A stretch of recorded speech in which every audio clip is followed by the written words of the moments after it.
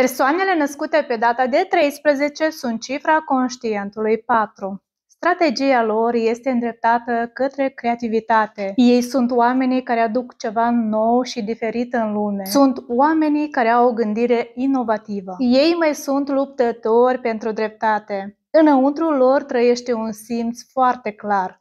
Adevărul este adevăr și dreptatea este dreptate. Și sunt persoane care nu se abat de la principii, chiar și atunci când au de câștigat. Deci cei născuți pe data de 13 sunt diferiți decât cei născuți pe data de 4 și 22, deoarece unul din această dată de naștere este o energie de strateg, care vor lua decizii rapide și vor acționa. Iar 3 oferă analiză. Ei se realizează foarte bine în sfera de business, acolo unde este nevoie de creativitate și inovație.